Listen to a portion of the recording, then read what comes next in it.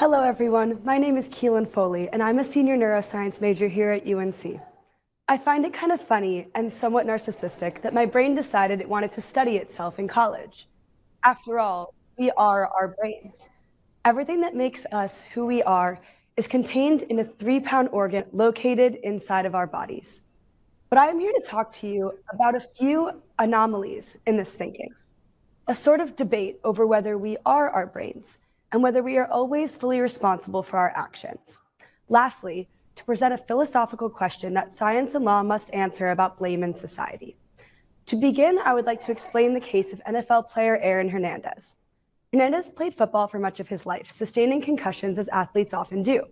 In 2015, he was found guilty in the murder of Odin Lloyd, and 2 years later, while incarcerated, he committed suicide. An autopsy found that Hernandez had one of the worst cases of chronic traumatic encephalopathy ever seen.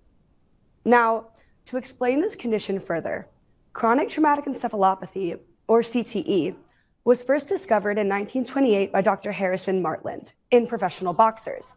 He noted that boxers got punch drunk after being hit in the head repeatedly. However, this condition was largely swept under the rug until 2005, when Dr. Bennett Omalu found cases of CTE in NFL players. This condition causes short-term memory loss, difficulty thinking, as well as increased confusion and changes in mood, which is commonly seen as increasingly agitated feelings. It has been said to completely change the personalities of people, making them go from docile and gentle to raging and impulsive. So the question becomes, can we blame Aaron Hernandez for committing his crimes? Hernandez's brain was likely severely damaged, and he had little control over his emotions. His mind was rewired, making him violent and quick to anger. So was this his fault? At least, was it fully his fault? I think we can all agree that the lines of innocence and guilt are not black and white, because, as aforementioned, we are our brains. But it seems we can separate these two concepts. The CTE brain in Hernandez is certainly guilty of committing the horrible crimes, but what about the Hernandez brain? His personality, I mean. It is seemingly innocent. But imagine being blamed for something that you did not do, something that you had no control over. Sir William Blackstone once said that it is better to let 10 guilty people escape than let one innocent one suffer. If Hernandez's brain is innocent, how do we condemn him? But how do we not? In the end, these concepts always seem to come back together. It was Hernandez's body that committed the murder, but there was a clear disconnect between his brain that is innocent, his guilty body, and his injured mind. In this way, can we blame someone who committed a crime when they're manic?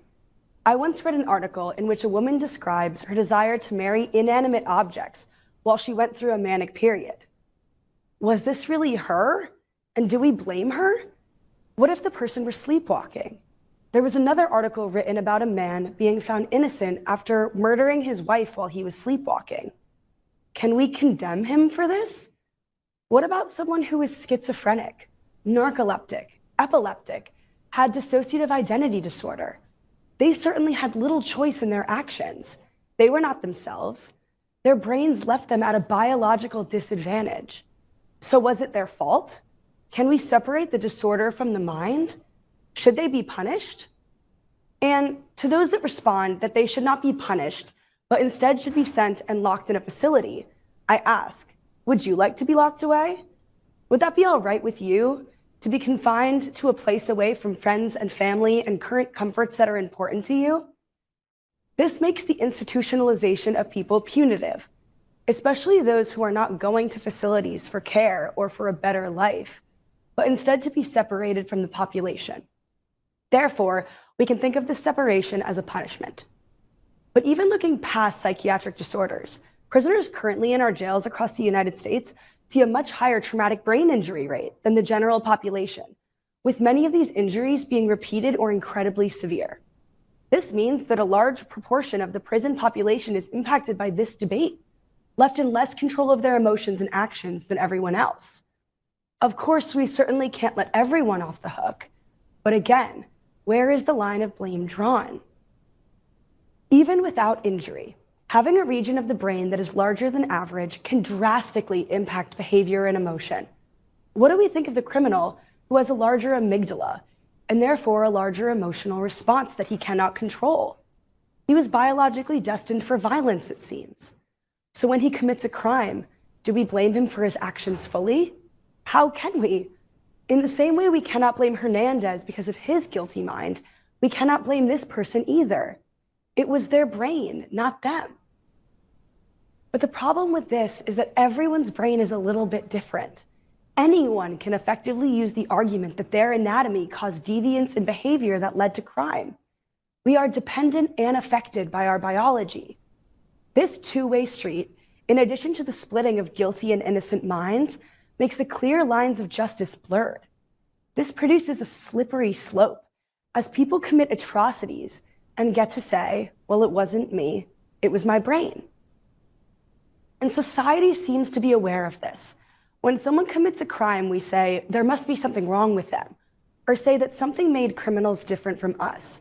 They were born different, and their brains are not like ours, but darker. So, if there is something wrong with all criminals, then maybe we could screen for this, require all citizens of a certain age group to get a brain scan to target potential criminals. But if we warn people of their biological tendencies in order to prohibit them from acting on them, we risk a self-fulfilling prophecy of creating violence simply because those afflicted feel biologically destined for it. If you tell someone that they are likely to murder, they may murder because they feel they have no choice, because they're not fully guilty, because they can always fall back on their violent brain as an excuse. And on top of this, how do we justify separating these people? Yes, maybe it would save lives, but how do we punish someone that has yet to do anything wrong? We cannot penalize someone just because they have a higher chance of committing a crime. Jail is for people who have done wrong, not for those who have a greater predisposition to. Millions of people have these drives but do not act on them. But that does not change the fact that they are more likely to murder than others. The brain difference argument seems to be an explanation and not an excuse. And yet, if there is a scientific explanation for someone's activity, how do you ignore it and condemn them? But on the other side, should we sit idly by and let innocent lives be lost? Then again, even if an innocent life has been lost, if we conclude that someone has done nothing wrong, or it was simply their mind or predisposition, then how do we incarcerate them? Again, jail is for those who have done wrong. But in this, we trap an innocent mind in a space that is designed only for guilty people.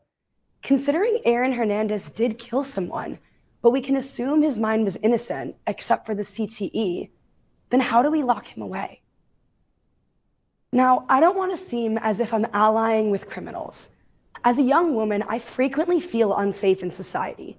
Our media is full of instances of horrible and atrocious crimes against women. And even if we cannot blame these people, we deserve to be safe from them. But this does not change the fact that some people are dark and twisted. But I think we don't often question what makes someone this way. What if evil were a predisposition, an unfortunate biological condition? How would we quantify it? And how would we limit it? And how would we punish this? And how would we protect against this? I ask all of these questions because an increasing number of people in the United States are blaming their brains for committing crimes and getting lesser sentences. They claim they had no choice. But if our brain makes the decisions that make us, us, and that brain has led an individual to violence due to extraneous circumstances, then how do we blame them? But on the flip side, how do we not? How can we separate an innocent mind from a guilty one? How do we lock someone up who we feel has done nothing wrong? And on the other side, how do we get justice for the victims' families? And how do we protect the most amount of people while remaining fair and just? Lastly, how do we change the way we think about blame to ensure safety in the most efficient way? Now, I don't even pretend to have an answer to these questions, but we must, as a society, work towards finding them. The legal system is already seeing instances of every one of the questions that I've asked of you today. This is creating a large problem, and this debate is the source of many problems in the criminal justice system already. And for that reason, I ask you to consider this dispute and find a stance that allows us to stand strong in the face of this bioethical challenge. To protect our parents, siblings, and one day children, I ask, how do you blame? Thank you.